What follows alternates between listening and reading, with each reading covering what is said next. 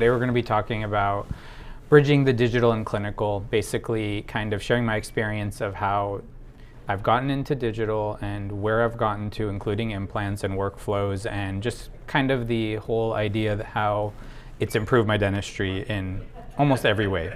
So I practice in West Hollywood / Beverly Hills, and I'm mainly known for aesthetic and biomimetic dentistry. So I do like conservative dentistry, and of course preventing teeth from extraction and implants is like my primary focus. But of course, with many of my cases, especially full mouth cases, we get into a considerable amount of implant, not really full arch. Like I don't really, in my area, we don't even get much of that in Beverly Hills, West Hollywood. But I do direct restorations, I do veneers, I do simple cases like this. I'm really into precision. And everything I do, I've just found the precision and fine-tuning the margins has huge impact. So, you know, typical veneers cemented with rubber dam. Here's an example of a case that had veneers done with biologic width invasion, and the little details make such a big difference. So I replaced these veneers. The periodontist literally referred her to me saying, you know, do you think you can like work your magic, because like I can't crown lengthen this. It's gonna look, you know, very unsightly. And when I removed those restorations, it was no open margins, no overhangs, but it just didn't have like that certain threshold of biologic seal that's necessary for some patients. Like I feel like this exact case would have worked in maybe 9 out of 10 cases, but there is a certain threshold that is not achieved. And I found that when I practice this way with good isolation, everything cemented with rubber dam, my threshold is higher. I routinely succeed in preventing biologic width invasion or even treating it by just doing the restoration again to the highest standards. So in that regard, it's always been my pursuit to improve precision, find ways to make things better. I spent a lot of time doing analog lab work, and that was the smile of the case over here. And you can see like she's not even smiling to her fullest right now, but if she smiles bigger, she shows a little bit of considerable amount of gingiva, and crown lengthening would make her teeth and proportions undesirable and unattractive. So we succeeded in doing that. And so I was never really thinking digital was going to be a strong part of what I do. I had a background trained by a mentor named Pascal Magnier, and very focused on aesthetic dentistry and doing things artistic, hand, wax up everything. So in my only digital in 2010 was my digital x-ray. I splurged to get an iTero in 2015 just strictly because of Invisalign, okay? And all we did with this was Invisalign, and then started taking some study models of people and doing digital smile designs. But again, that's where it stopped, and we would print those models and make putties. 2021 is when all that changed. So I started with Medit, and I still have an iTero, but with Medit, I had been eyeing it, and 2, been hearing a lot of different things about the accuracy, precision. So I decided I'm gonna give this a try. And I read some studies too. You know, here's a more recent study, but it talks about the i700, which is exactly what I started with, had the highest trueness and precision. But there's a lot of, I think right now in the digital world, whether it's implants or scans, there's very limited information, and it's late to hit the market. Like we're not on i700, and this was 2023. By the time stuff comes out, we've moved on. And I can tell you from my experience, I found digital to be incredible. And I'm gonna show you a lot of ways that I found that to be true. The current scanner I'm using is the i900, even more accurate and precise from what I can tell, but there's no studies to actually verify that. It's just my own clinical experience, and I'm going to show you exactly what I mean. But what Medit did for me is it gave me the opportunity to get really deep into digital. So like I started with Medit, and I got into Ceramil, which is exocad, but this is what opened the door for me, because it's kind of overwhelming. I don't know if just by show of hands, like, is anyone using exocad here as a dentist? And you were going to raise your hand, you're a technician? I'm a dental assistant. Dental assistant, okay. So I never imagined we were going to get there, but I started with Medit apps. We started making night guards and models. I have my own lab in office, and I have a master ceramist almost all times of the past 8 years. We started doing models to be more efficient and help them out. My assistants could make these models, and we started designing things on them, like doing wax ups on them. So just basically replacing our model work. We found some discrepancies between how, at that time, I would literally take a a PVS impression and a digital scan. We found some discrepancies in how things fit, and originally we were trusting the PVS, but we started to find actually the digital is more precise. So we started we're just waxing up and making these things on the digital model, but trying them in, they fit great. I always use rubber dam, and when I use rubber dam, I can see the precision of the margins. So here we are and seeing like it fits insanely precise, and then after cementation it was significantly more seamless than restorations I had been doing in the past, and this was still the same restoration, same cement, everything, just using some component of digital to get there. Finally went to CAD CAM, and that's when we really went full digital. So 2022 I got a Ceramil DRS. I was really interested in the anatomy it can produce. So this is without any sort of like hand finishing. The anatomy was fantastic, and I had already been seeing the results from digital. This is what the digital file looks like, by the way. So when I'm doing a restoration like this, to get the maximum out of the machine, we over design it, and we realized between what it mills and then stain and glaze that you're gonna lose some texture and detail, but that's how we get this like really nice, this is no hand finishing, just stain and glaze. And then the key thing, which I'll show you, is the margins. I started to notice that these are the margins I originally would have with press technique, okay? Not digital, like, wax up and press, PVS, and this is not a bad margin in my opinion. I'm using heated composite. Heated composite is a very strong material, but people always say you'll never cement the restoration fully, it doesn't seat, but there's actually studies that show otherwise now, and I found that this problem had nothing to do with that, because the minute I started going digital, I noticed one improvement, and now when I started milling restorations, absolutely nothing changed in my workflow except digital scan and milling. Okay, same cement, same everything, heated composite, and look at the margins. Yes. You're using like traditional packable composite, yes. Composite yes. added to cement. Yes, this is a technique that goes back at least 20 years. It's in fact what I learned in dental school. Okay, so at USC, we were taught this as a superior alternative to traditional cements. It's got a million reasons, but I'm just going to quickly tell you a few of them. Highly polishable, highly filled, it's higher modulus, so it reinforces the ceramic and minimizes fracture. If there is any deficiencies in the margin, you can improve it. It's like a restorative material, and the only and it's light cured, so you have unlimited working time. The only restriction is, it's thick and you can't seat it, but with the right material, the studies will show, like the one I'm actually using can be 6.6 microns. The standard for cement is 50 microns, and many traditional cements like Panavia, Variolink, etc. are in the 30s. So with the right material, I don't want you to think any composite can be heated, but the one I'm using is called APX, Z250 works, there's quite a few, but yes, heated composite. But look at these margins. So with regular heated composite, the margin has now fully disappeared, and I'm using a 50 micron cement gap, and that's ISO standards for cement space. So I started really just seeing not only better fitting restorations, better margins, better radiographs, but one of the things that slowed me down so much in my workflow was adjusting occlusion, okay? I would do everything to the best of my ability, and then we're either out of occlusion if we try too hard to, minimize it, or consistently like ruining all my anatomy.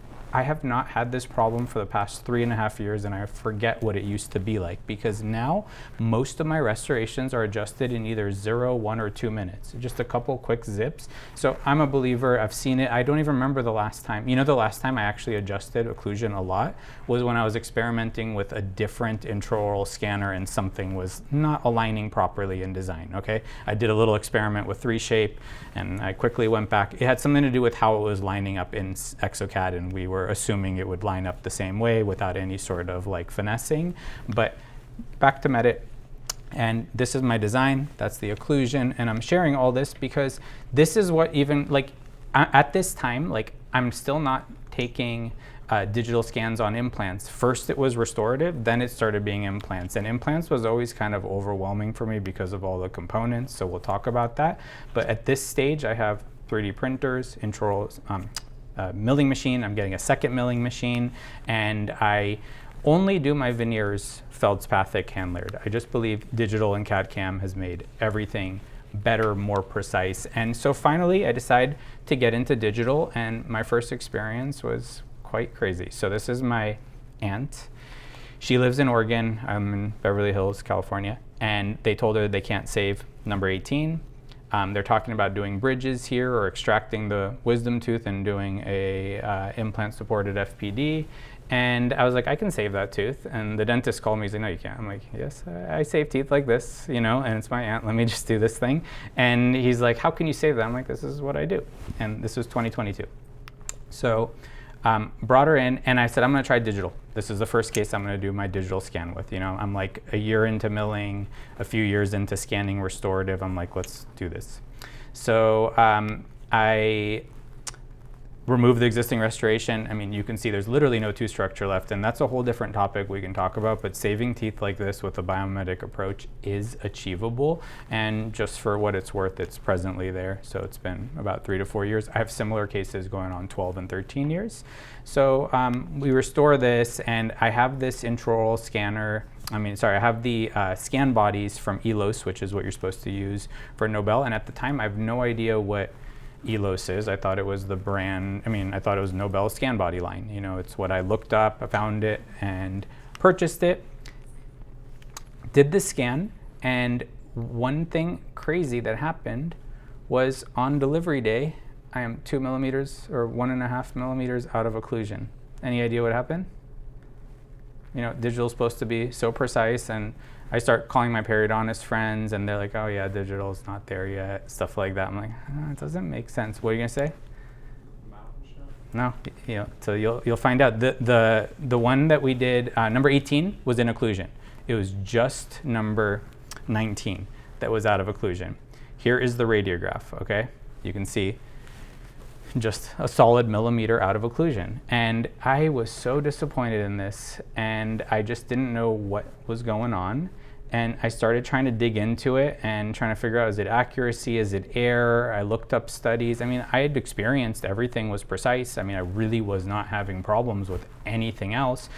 Here's a study from comparing PVS versus intraoral scan, saying that the results indicate intraoral digital impression was significantly higher. This is what I believe to be the case. Higher precision from digital. It makes perfect sense to me. Less steps, less error for most indications. Here's another study that says the same thing. The results demonstrated significantly lower marginal discrepancy, improved internal fit, and enhanced occlusal accuracy. So what the heck is going on here, you know? Well, it's always, and it's free, and she doesn't live here, and for her to come, it ends up costing her a lot of money, right? To come back again, stay a couple, well, actually she stays with my dad, but you know, flying out, taking the time out and everything. And I told her something went wrong, but she's like, yeah, I never had a tooth there, and now I have something. But it was the wrong scan body was matched, okay? I did the right scan body, but when we matched it, we had a friend help us because we had never done this before. So I'm gonna show you what this means. Here we are. This is not at that time, but I'm just showing what happened.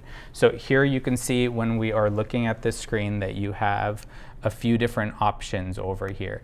And what happens is with Nobel, is anyone familiar with Nobel's conical connection line here? It's what we restore primarily. So you know there's a single unit scan body and a multi-unit, but the top looks the same. And you can actually match either one. If anyone's laughing, have you ever done this before? Tell me it's been done before, right? Yeah. So somebody did this for me to teach us how to do it. And so anyway, you know, you can see when you do that, what will happen, I mean, these are the scan bodies. The top looks the same. You have to look really hard to notice that there's a difference down here. And there is a difference, you know, there's a different height. You can see that the one for multi-unit has a flat-to-flat connection, whereas the single unit is using the conical connection. And but other than that, they look very similar, but there is a height difference. And if you do match it and scan it, you will never know until you go to deliver that it's out. So really bad experience getting started. But I want to mention with exocad now, and I'm using Ceramil Mind, things have gotten much better. So now, first of all, we used to, after this, we still struggled finding what to do. Now you can just type in the name of the scan body and like filter down the results. Like this was such a huge improvement versus the way you had to kind of go through and pick everything. And I am trying to delegate to my staff. It's like I do this in office, but I know how to do it, and I'm trying to delegate. This type of stuff makes it so much more user-friendly and able to scale. So, you can see when you do that, you can filter down and see what, and you can either choose an Elos component or a Nobel component. At that time, we were using Nobel stuff. You actually might notice that was a temporary abutment. I'll talk about that a little bit later. But it's still incredibly hard to keep track of all this stuff in our office. I'm busy. I try to teach and delegate these things, but we just can't get there reliably. So this is what I ended up doing. I made PDF sheets for each, so I have here like the conical connection single unit, I have the tri-channel, and I have the conical connection multiple unit, laminated this, had it available, and beautiful to organize this because now I know that Elos can be used for all sorts of different systems, but this was just the Nobel stuff, and the miscellaneous is where I would keep any other scan bodies we have. So this really, really helps. And we also have a note template in our software, OpenDental. So I tell my staff to look up everything, prepare it, and then I check it. I still have to check these things to make sure the right parts are being delegated. So you can see here that we have I want to know what healing abutment, and I tell them, do you think we need a healing abutment in this case? Do we need a temp abutment? But I have them go through trying to train, and then I go back and quality check. And then what they would do, the way they would find it, quite time consuming again. You have to kind of go through the website, filter, you live in this world, don't you, right? You got to filter down and kind of do all this stuff, okay? I'm going to beg you to switch fully to Elos because it really streamlined how we do things. So at around this time, my good friend Mo, who I've been working with for years in digital and has trained me a lot, he told me, have you seen this? And have you seen the different products that Elos makes? And no, I had not seen it. I didn't even know Elos was a separate company. I thought it was part of Nobel at that time. So this is our Bible of dentistry, okay?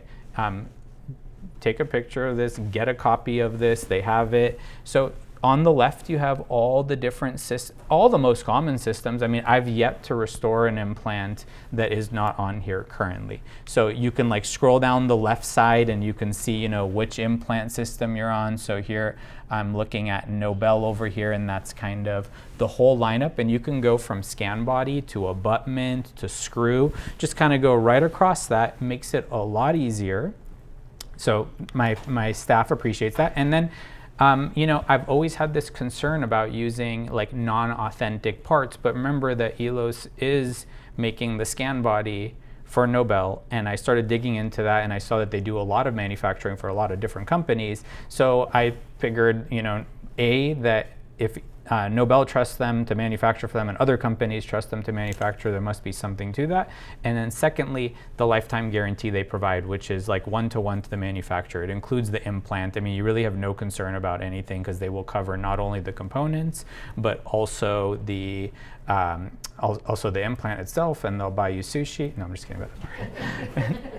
But I trust in it fully, and their tolerances and their standards are so high that other companies outsource to them. So you know that you have a manufacturing company that is able to provide you with the right tools for everything.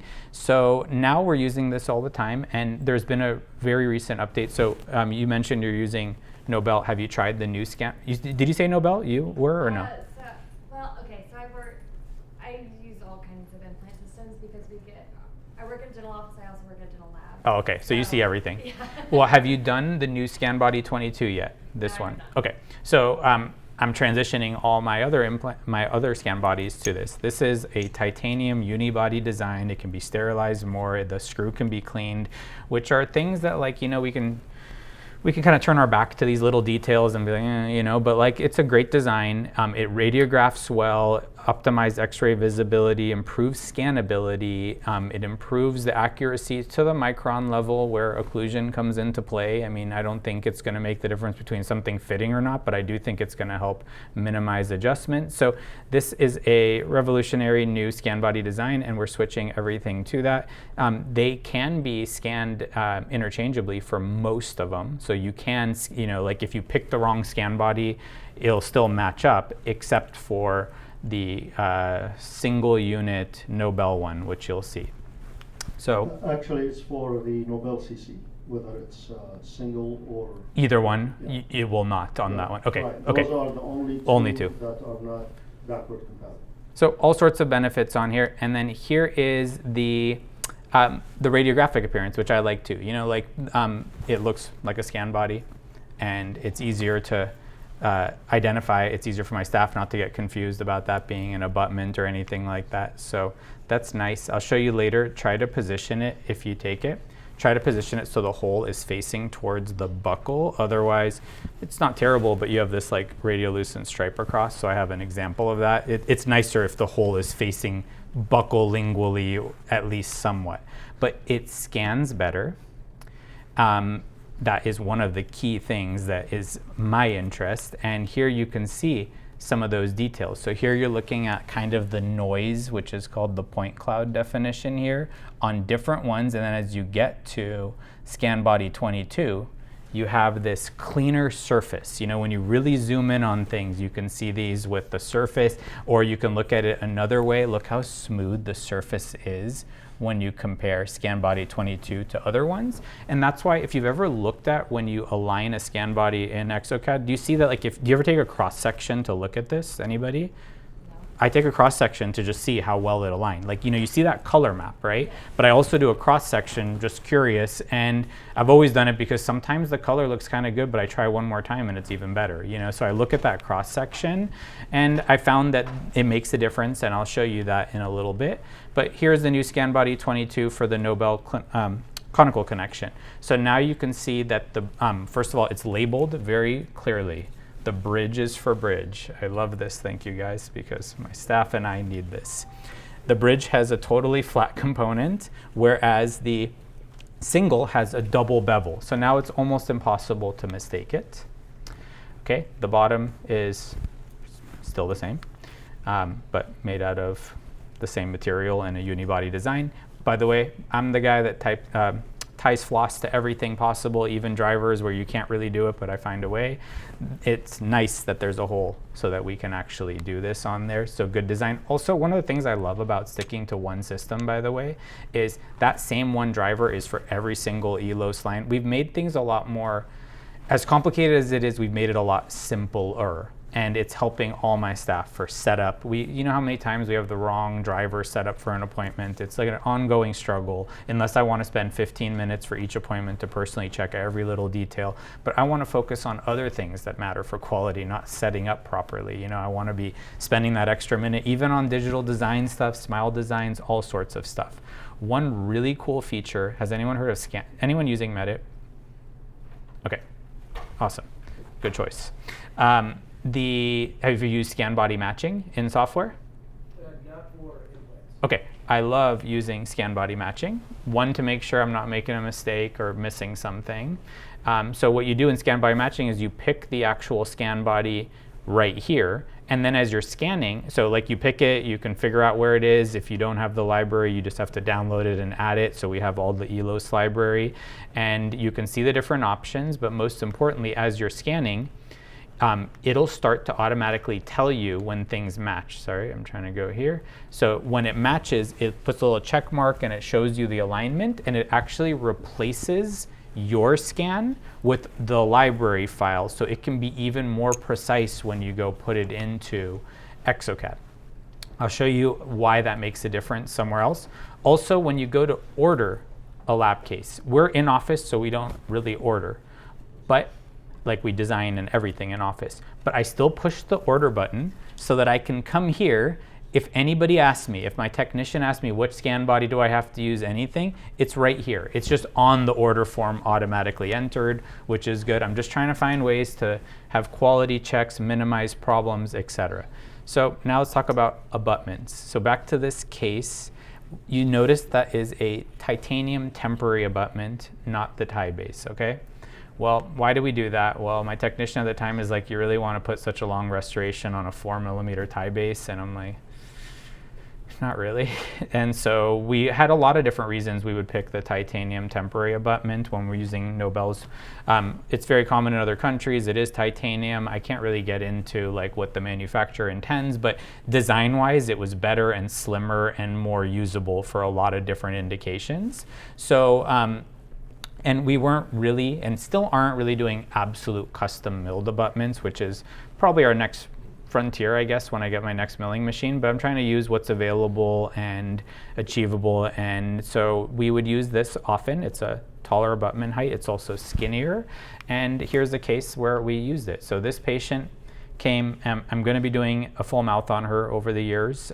It's actually done now, but at this stage it wasn't. And she has inflammation. That seems to be, people come to me when they have inflammation and I try to solve that problem. And so it's a crown and an implant. First step was to control that inflammation. So we end up deciding we're just going to temporize that crown and implant. So it's number 7 and number 8, the ones that are inflamed. And I decided it's a brand mark system, by the way, which is not very helpful for us here. No angled screw channel, not ideal to have external hex, but we took off the restoration, decided I'm gonna just polish this, this is before polishing, and adjust it and use it as my temporary abutment for now.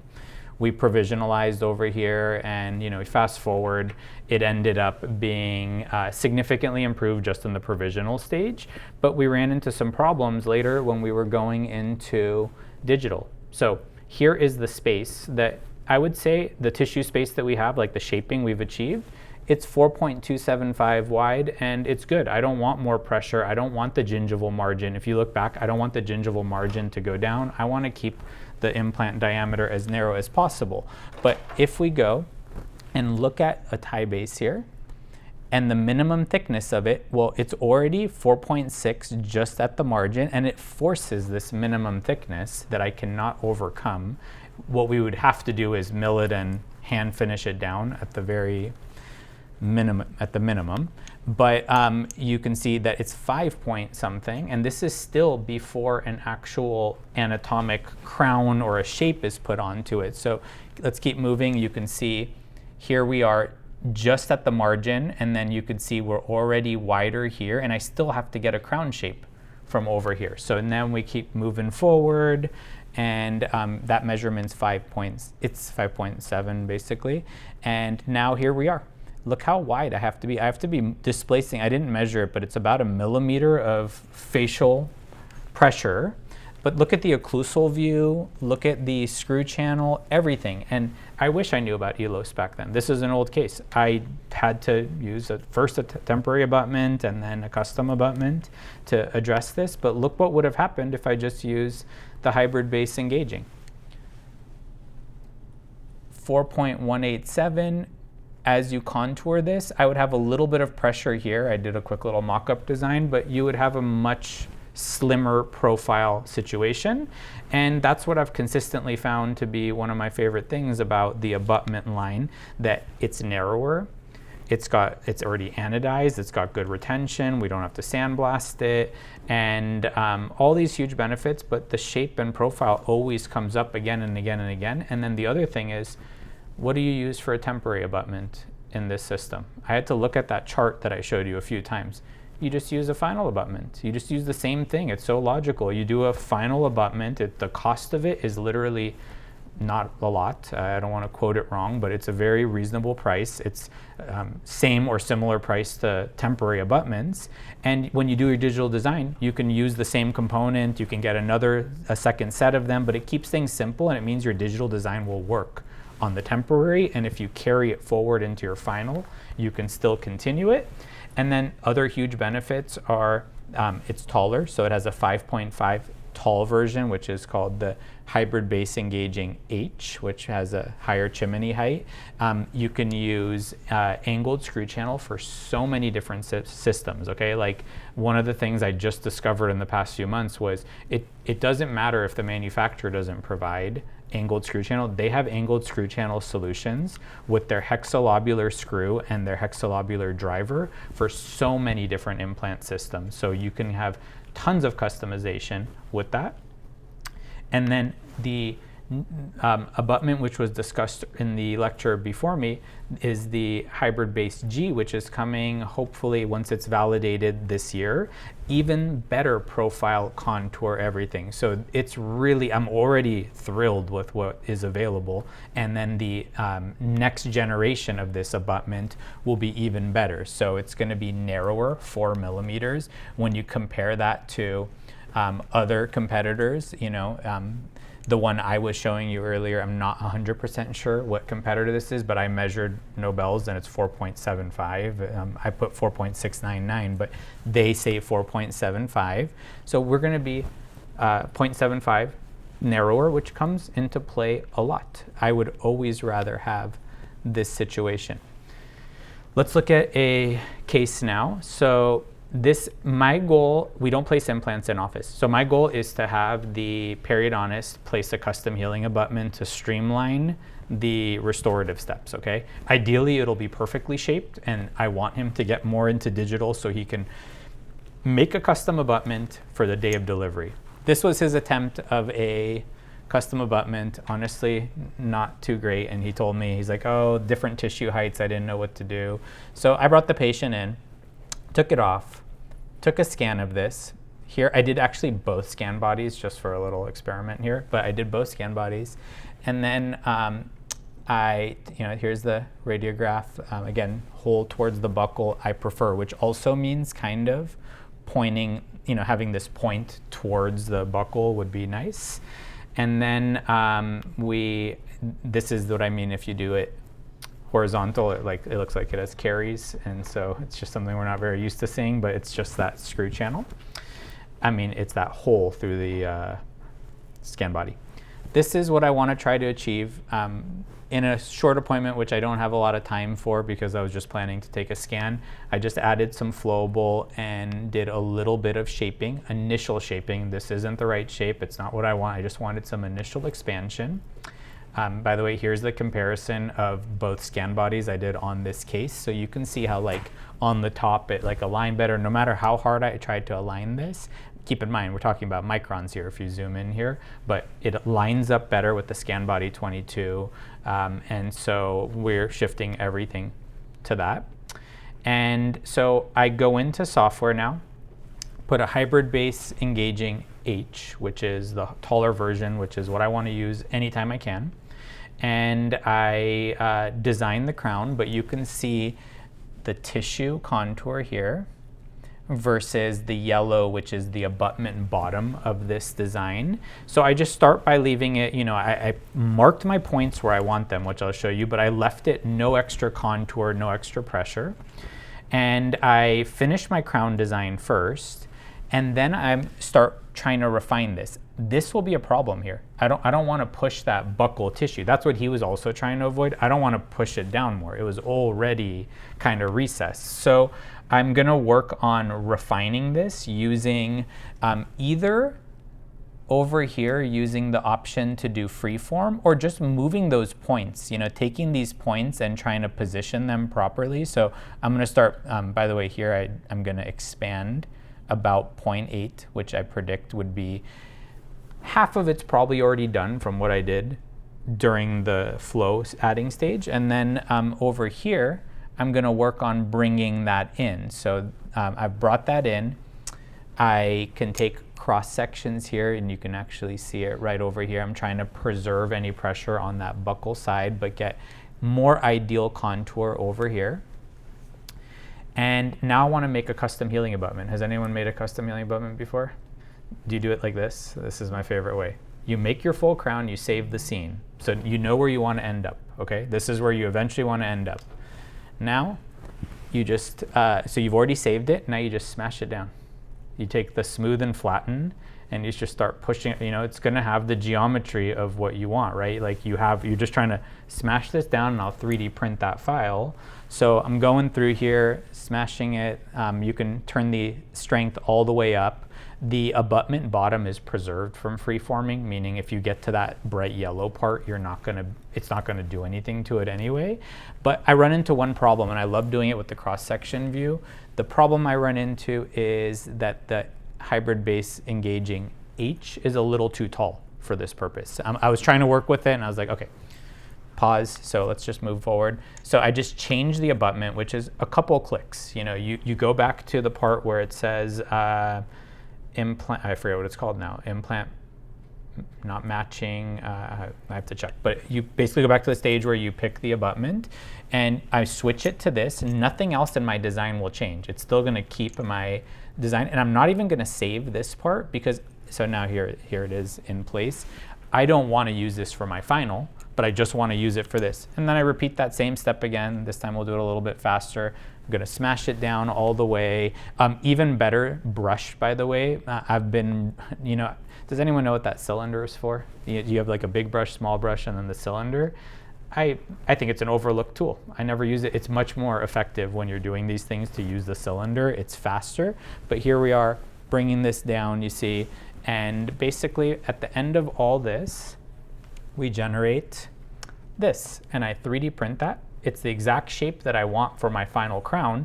And be careful, if you press save, you just lost your crown, right? So you have to go save scene as. You save it as a separate scene. I call it healing abutment. So I have my original crown. I have this, and we can move forward. Here it is being delivered. Generally, you would have the patient go and come back in 1 to 2 weeks, okay? But I scanned this, the same appointment. I just had her wear that for 10 minutes, took it off and did a quick scan. And I said, let's just move forward with it. I want it to be a little more efficient with it. So you can see I didn't take a picture because the minute I took it off, boom, scanning right away before tissue changes. And that's one of the benefits with digital. You can capture it so fast as opposed to PVS while it's setting. Things will really relapse very fast. So you can see the tissue doesn't look fantastic here, but look at what it looks, I'll show you in a second what it looks like when we go to deliver. I mill the crown using zirconia. So the zirconia I'm using is called the Zolid from Amann Gerbach. That works with my machine in a block form, sinters fast.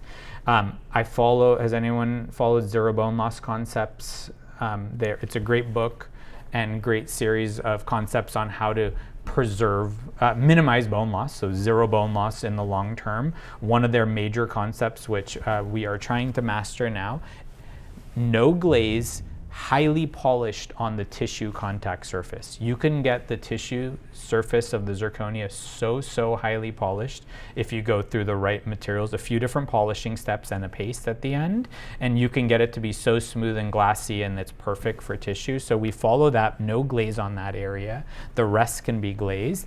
This is with a 3D printed custom healing abutment. This is what it looks like after she came back, but I'm ready to deliver my crown. So you can wait and rescan, but I just went with a quick thing to do this, and she was kind of eager to finish, but I sold her on the benefits of doing these steps to make things better. Final crown, final contour. Best part, as usual, no problem with my occlusion. Occlusion analyzer is one of my favorite tools, especially during consults when patients have occlusion problems and so on. This tool is so useful for, first of all, like in exocad, you can do these cross sections, but you can't do it chairside. Here you can be chairside right where you scanned. You can pull it up with the patient, show them what the occlusion looks like. It only takes a minute, and then you can drag this around and look at things, look at the contact. It analyzes and tells you areas where it's high. It's such a useful tool, both for checking my occlusion, but also for identifying problems when patients come in with issues. So I use this tool all the time. One more case, I think time will permit. This one is kind of complicated but interesting. So this patient came to me, periodontist is managing her perio. She wants Invisalign to move number 8.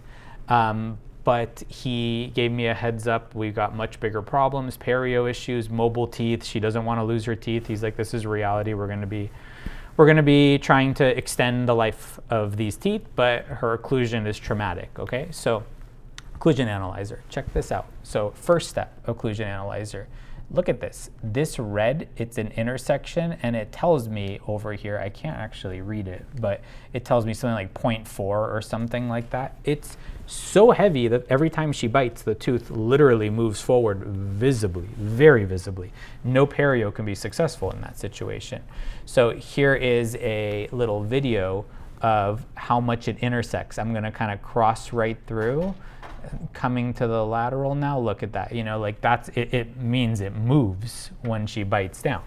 So first order of business here for any perio to be successful is going to be to stabilize her occlusion, and try to find the easiest way to do that because nothing is very stable right now. So here we have implants perfectly positioned in both posterior lower quadrants. So I decided let's increase the VDO with implant fixed partial dentures. We're gonna mill those, and then she's gonna continue with perio. We'll reevaluate, and if all goes as planned, I'm gonna use the same design to restore these and maybe add a couple additional crowns like the number 18 and number 31.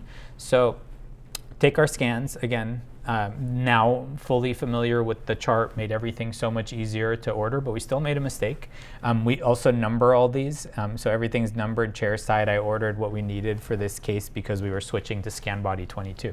I had the original scan bodies, but I wanted to use scan body 22 for this. Here's the other side. She has multi-unit abutments, so they also make scan bodies for that, but we made a mistake and I was not having this right one over here. So I bought 3, but I only had 2 that fit here, but guess what? We scanned those, took it off, put it on the next one, scanned it. I made it work, you know what I mean? I could recycle the same one, but I was panicking for a while. Things weren't fitting. Finally figured it out, collected everything, like collected my cool, and then here it is with scan body matching, like it can replace it with the library file. So here we have the scan. Has anyone done jaw motion axiography before? Things like mod jaw or zebras. This one's called SDI, so it's really cool. So I did this for her because she's a very busy patient, very successful. I couldn't get her in as much as I want to, and I had to prioritize getting her stabilized. So we took a CT scan. We took a digital scan. We take her jaw motions, opening, closing, etc. This is how I'm gonna pick her vertical opening. So here I am, like kind of taking away the CT scan, kind of so that it's not so noisy in this area. These are her real jaw mandibular movements. I'm learning this technique. In other words, I'm like getting better and better at using this and understanding how to make decisions about how to restore a patient, what condylar position. So I don't wanna claim to be an expert at this, but I can definitely say it's an invaluable tool for making these types of decisions. So as we do this, we try to find a position on her, the blue lines you see up by the condyle, that's the patient's real condylar positions that are like traced. And the goal is, let's pick a vertical opening that's not arbitrary, that is somewhere in her real pathway, whether it's a little protrusion or in a little bit of opening. We capture this moment in time, and then I'll show you that moment, but also confirming the same thing. You can turn on, I'm looking from the occlusal view here, and we are looking at the occlusion as she opens and closes. You can see those intersections. It coincides with the occlusion analyzer, and you see that towards the end, when she's closing, she has to like compress her left side. The muscles have to activate to bring teeth together. Otherwise, there's kind of like a little bit of an open bite area there. So we take that into consideration. We pick our opening based on that. So this is exported from there, brought it into design, designed it, milled this with the Motion 3 Air. I don't have one yet. I asked a friend to mill this for me, but I like to design. You know, once you start designing, you want to design everything. You want to be in control. You want to minimize problems. You know, no one else to blame if you know exactly what's going on. Here they are milled and stained and glazed. These are not finals. They're like interims/prototypes. Another view. And I was able to just barely deliver this before heading out here. And we have the occlusion on there with just a little bit of adjustment, and and then you can see I also relieved this anterior heavy area. So next steps for her will be perio, revisiting. If everything goes as planned, I might be able to use this exact same design. These abutments that I used for this not 3D printed, this milled interim FPD, they'll be the exact same components I use for the finals if we do proceed there. And that's one of the awesome things. This file and the time we spent on it will be easily used for next stages, giving us great efficiency. So with that said, I think the drive home messages I want to say is that I found Elos to be an invaluable partner. digital scanning has been basically a godsend for us in terms of saving time, making things more efficient, better. Digital technology has really transformed the way I practice, and I'm glad that we are using these components from Elos because it's solving so many different problems. Thank you guys. I think we can open it up to questions if there's any.